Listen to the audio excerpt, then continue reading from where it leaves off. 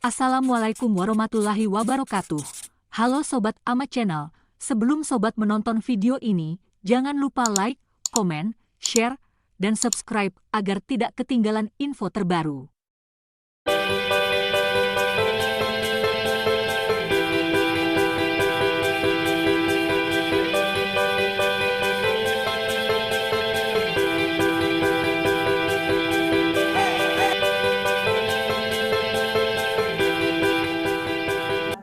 Dinas Pendidikan dan Kebudayaan beserta rombongan serta ibu-ibu semuanya, anggota dan wanita Persatuan Dinas Pendidikan dan Kebudayaan.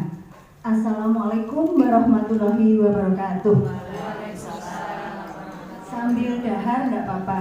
Dan ini juga sebentar saja karena sudah diketik-ketik tadi. Jangan lama-lama. Ibu-ibu, mohon maaf pada siang hari ini saya sangat berbahagia sekali diberikan kesempatan oleh Ibu Suratno untuk berbagi cerita di sini. Jadi saya tidak mau menggurui, saya tidak mau sharing, tapi saya mau berbagi cerita di sini dengan ibu-ibu yang hebat. Apalagi tadi Ibu Ketua, Bu Vita Diah Ismail Fahmi sudah mengingatkan bahwa ibu-ibu itu harus membuat nyaman pasangan, harus membuat nyaman suami. Jadi mari kita berbagi cerita. Saya hari ini menuliskannya hanya memahami diri untuk merawat cinta.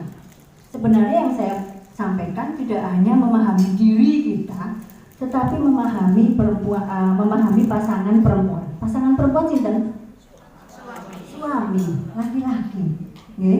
Jadi saya senang berada di sini karena saya berada pada kelompok yang kata banyak orang suka kepo. Betul. Betul. Yuk kita kepoin suami kita bagaimana, ya. Sebelum kita biasanya begini, supaya kita bisa memahami orang lain, kita harus tahu dulu siapa kita. Kan seperti itu, ya. Tetapi kalau mau tahu siapa kita, Ibu, terus terang, kita memang harus cek dulu. Nah, saya akan bisa dibantu slide-nya, Mbak? Saya akan sedikit bicara masalah cinta. Jangan berkata tidak bila kau jatuh cinta. Lagu. Jangan berkata tidak. Iya, jangan berkata tidak. Terus terang sajalah. Jadi kita harus ungkapkan kalau kita punya cinta. Ya. Slide selanjutnya tidak usah terlalu. Enggak bawa slide sih. Bagaimana merawat cinta? Oke, saya sampaikan dulu ibu-ibu semuanya bahwa kondisi kita saat ini yang kita sebut dengan fenotip. Fenotip 100% disusun oleh genetik 20% dan lingkungan 80%. Tetapi jangan salah, genetik yang hanya 20% itu akan bisa mempengaruhi kondisi semuanya kalau kita bisa maksimalkan potensinya. Gambarannya, kalau kita memang punya watak menjeng misalnya, kan watak nih biasanya apa ya, perempuan itu apa ya biasanya ya, bawel. Nah, itu 20% dari kita. Tetapi biasanya lingkungan tidak menerima. Tapi bagaimana kita maksimalkan bakat kita yang 20% itu agar bisa diterima di 80% di lingkungan. Kita manusia sebenarnya disusun oleh dua, otak kiri dan otak kanan. Nah, sekarang yang perlu saya sampaikan terlebih dahulu bahwa apa yang kita lakukan yang tadi disebut oleh genetik itu disusun oleh banyak hal, disebabkan oleh banyak hal. Perbedaannya, yang pertama jenis kelamin, jelas laki-laki dan perempuan berbeda. Kemudian yang kedua mesin kecerdasan. Mesin kecerdasan ini yang dipengaruhi oleh otak. Itu yang ingin saya bagikan ceritanya hari ini. Nggak usah mumet-mumet Bu, ini prolognya saja yang bikin mumet mungkin ya. Sudah mumet dulu belum? Belum ya? Oh sudah. Dilanjutkan buatan ini kalau mumet. Oh lanjut, oke. Ini otak kanan dan otak kiri. Tampak kanan dan tampak depan Ibu, tampak depan. Bagian sini, kalau yang berpengaruh bagian sini adalah feeling, kemudian intuiting, thinking, sensing, dan insting. Masing-masing orang akan ada belahan otak yang dominan. Dan itu genetik, artinya berbeda-beda. Yang ingin saya sampaikan pertama itu. Kemudian yang kedua, kita ingin mencoba melihat suami kita kepoin nih suami kita itu berada pada posisi yang mana, memiliki sifat mana. Meskipun yang nanti saya sampaikan baru ibu bisa yakini betul kalau tes. Jadi kalau TV itu ada tesnya, kalau tes ya. Tapi karena kita tidak tes, maka nanti di rumah coba cocok-cocokin. Gunanya apa cocok-cocokin? Karena disitulah kita akan tahu triknya, strateginya melayani suami. Ya kan? Bagaimana kita bisa melayani suami kalau kita nggak ngerti? Suami kita pulang kantor, diem, nggak ngapa-ngapain, dolanan HP. Kita cerewet, Pak. Biasanya pakai bahasa apa ya? Mohon maaf kalau saya campur-campur, pakai apa ya? Jawa ya? Pak, kondul terus HP-nan terus. Bukan mendikan apa-apa sih, tidak mau bilang apa-apa sih, tidak mau cerita apa-apa sih. Padahal dia punya watak, punya dasar, punya bakat yang memang dia hanya tertarik pada benda mati. Nanti kita lihat satu-satu. Yang pasti yang dominan di dalam otak kita itu tadi. Nah sekarang begini Bu, satu yang pertama, kalau orang itu punya mesin kecerdasan sensing, ciri-cirinya seperti apa? Coba apa seperti ini enggak suami ibu? Rajin, teliti, detail. Jadi ada rumput, cabutin. Chemistry-nya itu harta. Artinya dia itu suka melihat kepada benda, fokusnya kepada benda. Menuntut bukti. Jadi artinya seperti ini. Kalau ibu itu sayang, suami ibu itu sukanya begini ya. Berangkat harus tepat waktu. Berangkat harus tetap janjian, Bu, ayo sekarang berangkat, harus sekarang berangkat. Kemudian sensing itu juga suka fiksi. Jadi kalau sensing itu menggunakan kata buktikan. Jadi suami, Bu, dasternya ganti, jangan rawat-rawat. Bu, coba dandan. Bu, coba sih itu dilapi, bersihi. Terus kalau mau berangkat, Bapak orang sabaran temen sih ya, aku dandan dulu gak sabaran. Bu, besok berangkat jam 9. Begitu tes jam 9 ibu belum siap, ngomel. Itu salah satu tanda sensing. Nah bagaimana kalau orang sensing itu bagaimana? Karena dia mengutamakan bukti, janji ya, maka dia itu akan selalu tepat waktu. Kemudian kalau sudah patah hati, sulit untuk move on. Ya, sulit untuk move on. Terus dia selalu membutuhkan penampilan yang good looking, yang cakep, yang bersih, yang wangi. Coba ibu rasakan, suami ibu ada yang nggak begitu? Kalau bojone aku tuh ada terang apa-apa, ya berarti bukan sensing. Nah, coba dirasakan dalam hati masing-masing saja. Kemudian orang sensing itu nggak bisa jauh. Ibu PKK dibel, suwe nemen si PKK nih. Nah, dan mama wanita dibel. Tidak sanggup berjauhan, tetapi mudah cinta lokasi. Nah, coba dilihat, ya, mudah cinta lokasi, tidak sanggup berjauhan dan gampang patah hati. Kalau suami ibu seperti itu, maka caranya sudah tahu kuncinya sekarang. Kuncinya apa? Dandan. Coba ibu rasakan dulu. Bojoku sensing bukan ya? Baru sensing nih satu. Kalau sensing berarti saya harus good looking, harus dandan. Jangan pernah tidur tanpa berdandan. Saya tidak tahu suami saya. Iya. Berdandan, berdandannya berdandan yang itu, Bu. Kan banyak lipstik yang digunakan untuk perawatan juga. Ya. Saya belum tahu suami saya pastinya, nanti saya ceritakan suami saya. Tetapi setiap kali saya mau tidur, saya selalu mandi, ganti daster yang baru, maksudnya baru bersih ya, okay? Kemudian pakai parfum. Padahal suami saya bukan sensing. Nanti saya ceritakan suami saya seperti apa. Iya. Tapi yang guru SMP 13 jangan cerita ya. Yuk kita kepoin lagi. Jadi kalau sensing karena seperti itu, tapi pada dasarnya ibu yang sensing itu karena suka berdekatan, dia suka sekali pada touch, sentuhan. Jadi kalau bapak datang dari sekolahan, nggak usah diajakin ngomong, pegang saja tangannya, dielus, unjuk teh, cukup segitu saja. Dan kalau Aisyah Dahlan bilangnya 10 menit setelah Bapak masuk, jangan duduk buka pintu langsung ngunjuk teh. Ya wis alamat balik lagi. Betul, balik lagi. Dan ilmu ini saya juga baru tahu. Dulu saya seperti itu. Begitu datang suami saya, Pak Dahar, Pak.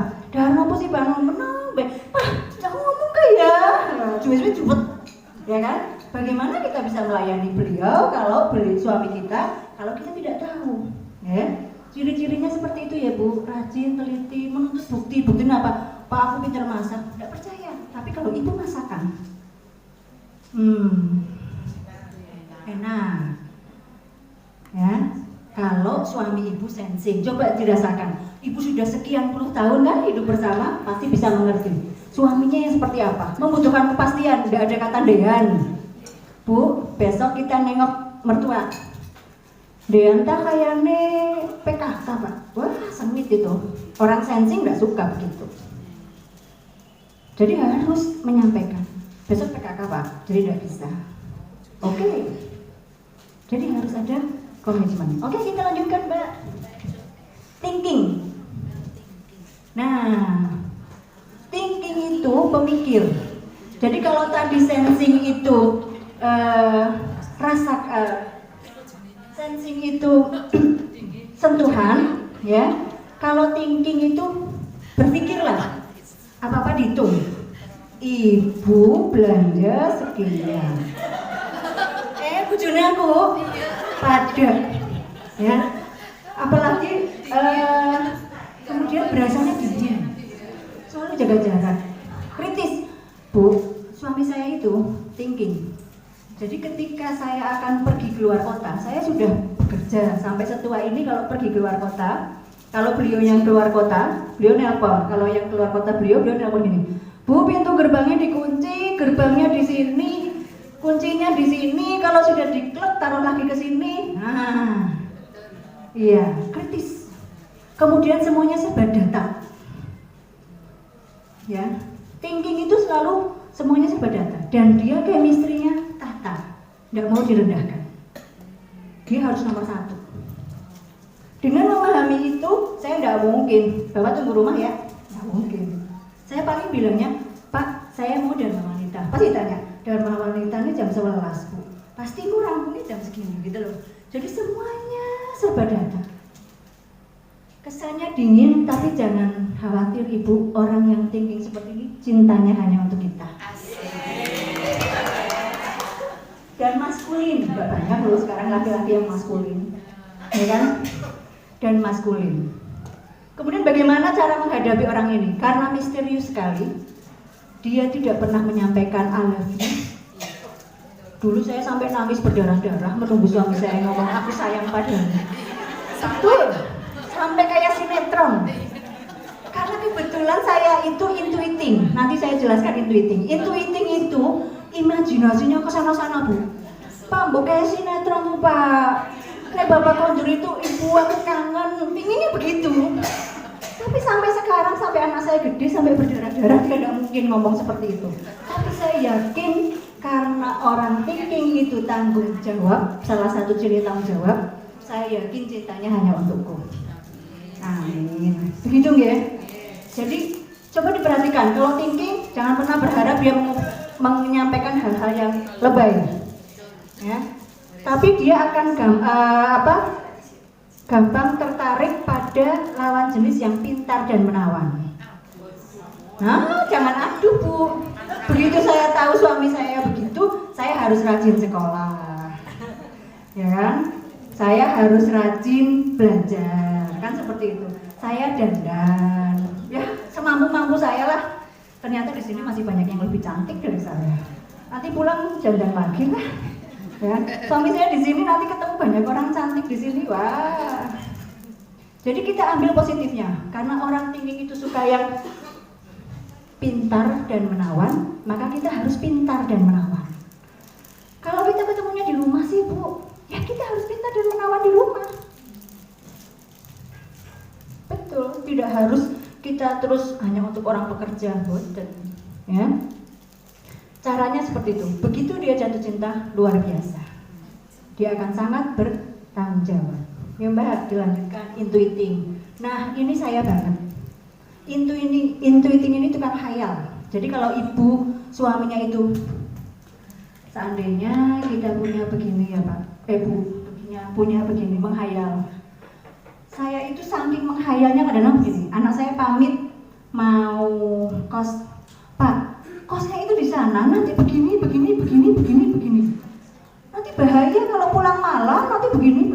Orang laki-laki thinking itu pasti akan menyampaikan gini, nah ya, kakek nonton sinetron, ya kan? Masa seperti itu? Padahal dia itu berbasis data.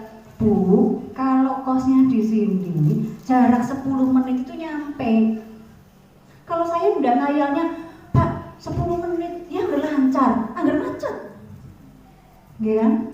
Tapi ada loh laki-laki yang begitu, ya kan? Ada laki-laki yang punya mesin kecerdasan intuiting, dia suka ngayal, orientasinya ke masa depan.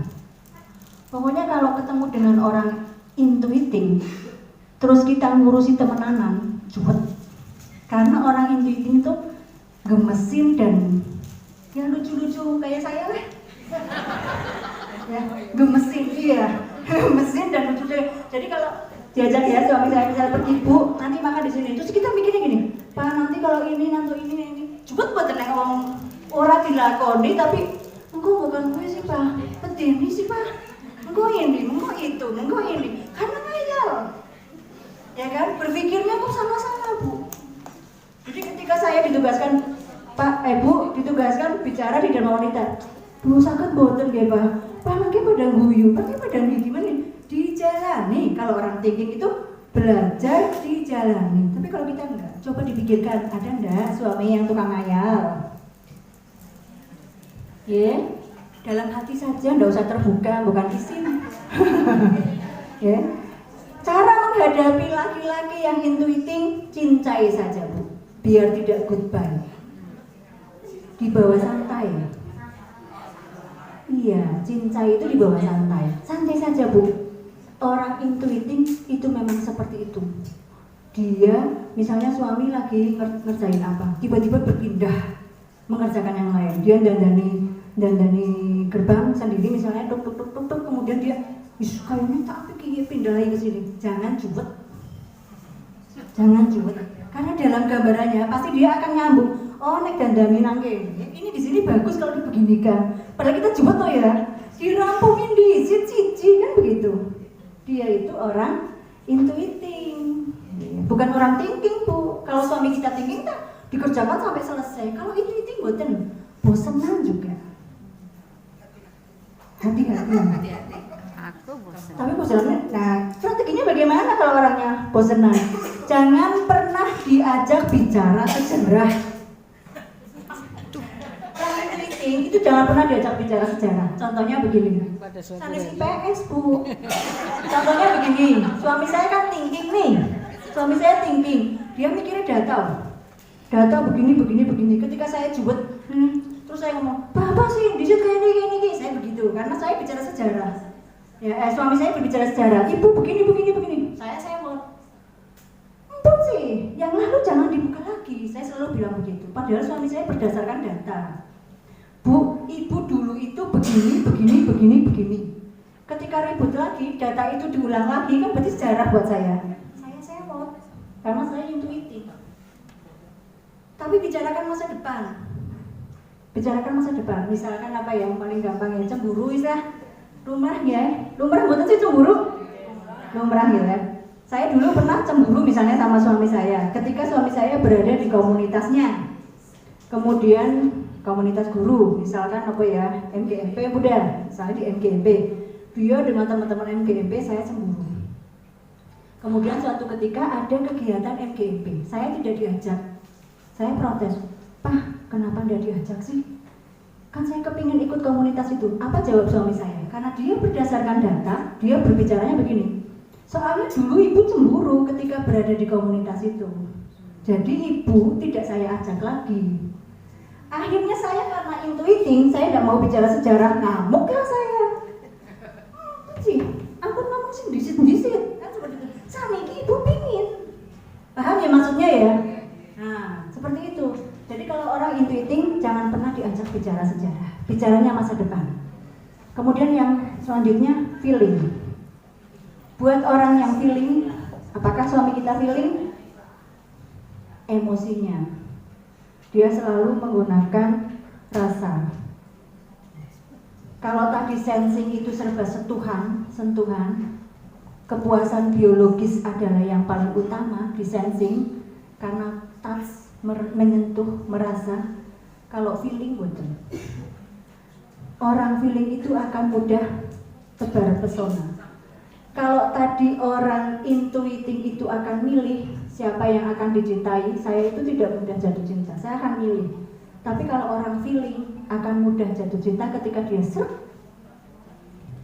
empatik dan simpatiknya ada. Jadi begitu serp, kalau suami ibu itu tiba-tiba bukan jatuh cinta dalam arti senang ya bu, tapi misalnya begini, ada orang tua kasihan, ini dia kasihan, terus dia langsung bantu. Empatik, simpatiknya ada. Itu berarti dia orang feeling. Nah, bagaimana supaya menghadapi orang feeling itu? Kita harus tampil jadi pribadi yang kuat, yang soleh, yang soleha. Kita harus jadi pribadi yang bagus. Di hadapan suami, kita adalah pribadi yang mengagumkan. Karena itu yang menyentuh rasa dia. Jadi dia tidak tertarik dengan tampilan seperti tadi orang sensing. Kita sederhana pun, tapi kita lemah lembut, kita berpribadi baik, kita mengasuh anak dengan baik. Ketika dia feeling, suami kita feeling, dia akan tersentuh dan emosinya naik. Ketika emosinya naik, cintanya tumpah ruah kepada kita. Betul, itu kalau feeling. Sebenarnya ibu bisa lebih klik lagi kalau dites, tapi nanti kita sudah kali lagi. Kemudian yang terakhir insting. Nah kalau insting ini kemampuan otaknya di otak tengah, jadi dia orang yang serba bisa. Dia juga masih punya perasaan, dia mudah beradaptasi, tidak seperti orang intuiting. Kalau intuiting tadi, saya itu tidak terlalu mudah beradaptasi. Asosial sebenarnya. Hanya kemampuan saja yang mencoba untuk mengangkat supaya tidak asosial. Kalau insting ini bisa semuanya spontan, tapi jangan sampai kalau suami ibu insting ketika dia menyampaikan kayaknya kalau dagang kita laku, jangan sampai lambulah, jangan dijawab begitu. Patah hatinya, hancur harapannya. Jadi kalau dia bilang kayaknya pas bu naik dagang, ayo pak, gimana pak caranya dagang? Biarkan dia berpikir. Beda dengan orang feeling, kayaknya dagang bisa. Angger dagang ibu kesel kayaknya pak. Ya wis bu, rasa dagang. Karena dia yang disentuh rasanya. Jawabannya begitu. Ya wis bu, rasa dagang. Paham nggih yang saya sampaikan? Mohon maaf kalau saya agak ngebut, karena intinya sebenarnya di sini. Intinya sebenarnya seperti apakah mereka sehingga kita bisa berbuat melayaninya dengan kemampuan kita. Nah supaya kita tidak cuek yang mbak, karena kita sudah memahami mereka, tapi kan mereka belum memahami kita. Wong ini tidak dikasih tahukan ke suami, ya kan? Kadang-kadang kan emak tidak on kalau terlalu banyak pekerjaan bertumpuk, sementara kita dituntut membuat nyaman. Maka bagaimana caranya supaya emak ibu-ibu menjadi on? Ini yang terakhir. Nah, ciri-ciri tadi itu juga untuk perempuan, tidak juga untuk laki-laki. Ibu tinggal merasakan sendiri. Aku intuiting, apa sensing, apa thinking, apa feeling, apa insting. Kalau ibu sensing, maka biar ibu on itu. Olahraga, cuci mata, jalan-jalan ke mall, belanja. Saya intuiting. Kalau saya sudah versi tes, saya sudah dites ciri-cirinya. Saya itu intuiting. Ketika saya juwet sama suami saya capek di rumah. Hobi saya cuma tidur. Kalau saya capek tidur, saya bangun baca buku. Jadi saya kalau jalan-jalan hanya cari buku. Buat obat kalau pas lagi juwet. Iya, saya baca buku. Kalau tidak nonton, apa saya nonton TV lah. Kalau tidak bisa diajak keluar ke bioskop, saya nonton TV, nonton film, tapi harus film. Kalau berita ya tambah mumet. Iya, saya harus nonton film. Jadi saya nonton film. Kalau enggak tidur. Jadi jangan salahkan saya kalau saya agak gemuk karena bolak-balik tidur. Jadi cepet tidur gitu. Jadi kalau saya pindah mutasi kemana-mana, teman-teman lama itu bilang tambah lesu, berarti aku stres. Iya, berarti saya stres. Tambah lesu, berarti saya stres. Kenapa? Karena saya banyak tidur, bolak-balik tidur. Jadi kalau saya lagi happy banget, saya akan melakukan banyak hal. Saya lupa makan, saya mengimajinasikan, misalnya saya membayangkan begini, wah kayaknya anggar jadi pengusaha enak loh. Akhirnya saya coba-coba bikin ST, bikin ini, bikin itu, karena saya suka ngayal, kayaknya enak nih. Guru-guru SMP 13 tahu kalau saya bakulan. Saya ini dodol bakulan, karena apa? Otak saya itu berpikir terus. Membayangkan terus, kayaknya enak ya kalau punya duit banyak kayak Bu Fahmi. Beliau hidup di rumah, berdoa, duitnya banyak, kayaknya enak ya Pak. Nah saya sudah membayangkan bagaimana caranya ibu jualan. Suami saya kan thinking, jadi dia berpikirnya praktis. Oh ibu banyak nganggur ini, dodolan Bu. Ya akhirnya saya disuruhnya masak lah, disuruhnya ini, supaya saya mengembangkan imajinasi saya. Begitu saya capek, saya pulang, saya nyumpah, kesel. Mesti suami saya bilangnya apa? Bubun di situ. Dia tidak tahu saya itu thinking karena dia belum pernah dites. Tapi dia menyadari kebiasaan saya. Oleh karena itu, saya ajak ibu-ibu pelajari diri ibu sendiri sekarang. Mulai dari sekarang, saya itu apa ya? Biasanya saya kalau juwet itu pergi apa? Pinginnya apa? Nomor 1 semua. Iya. Masa sih? Saya intuitif. Saya sewajarnya ya senang jalan-jalan ke mall. Tapi memang pasti ada bedanya Bu. Saya senang jalan-jalan ke mall 1 putaran, 2 putaran, ya sudah kayak cowok ya. Ya berarti sensing Ibu. Nggak capek ya Bu. Kalau saya 1 putaran, 2 putaran capek pulang tidur. Jadi nanti monggo ibu-ibu setelah kondur ibu pahami, ibu resapi siapa saya, bagaimana suami saya. Untuk sementara ini masih kasar sekali karena belum kita tes. Kalau ibu kepingin, saya bisa bantu konsultasi, saya bisa bantu untuk teskan. Nanti ibu bisa memahami. Anak-anak pun begitu. Anak-anak saya apa, saya harus tahu supaya nanti saya tidak kaget ketika anak-anak saya itu ngayal. Oh, anakku ternyata ini. Memang ada golongan darah yang bisa, anak itu golongan darahnya bagian dari ibu dan bapak. Tetapi itu sesuatu yang masih tatarannya di bawah. Karena pengendali diri kita adalah otak. Jadi ini yang bisa membaca tingkah laku kita. Saya hanya minta satu karena itu juga buat saya. Jaga selagi ada, sayangi selagi masih bersama. Saya merinding kalau ngomong ini. Karena saya punya teman satu angkatan tiba-tiba suaminya meninggal. Tiba-tiba anaknya tidak ada. Jadi saya hanya mengajak itu, jaga selagi ada dan sayangi selagi masih bersama. Itu saja Ibu, matur nuwun. Mungkin tidak terlalu paham karena agak tergesa-gesa, tetapi saya harap nanti kalau materi saya bisa di-share, silakan di-share, dipahami. Kalau ingin bertanya, berkonsultasi, ngobrol, berbagi cerita, saya tidak bisa ya nanti saya sambungkan ke promotor saya. Jadi saya tidak iklan ya, saya hanya kepingin mengajak gratis ini loh Bu, gratis. Kalau dengan saya, tapi nanti saya minta duitnya sama yang lain. Gratis kalau dengan saya. Nah, jadi itu yang ingin saya sampaikan. Matur nuwun, mohon maaf kalau ada yang tersinggung, terkena itu malah bagus. Ya, oh jebule bojone nyong kayak berarti saya harus begini. Mungkin tidak terlalu banyak tadi yang saya sampaikan bagaimana menghadapinya, tetapi Ibu bisa sharing lagi dengan saya, berbagi cerita dengan saya. Ternyata suami saya begini, masih ada yang perlu dibenahi di sini, misalnya monggo. Itu saja, mohon maaf, matur nuwun, wabillahi taufiq wal hidayah.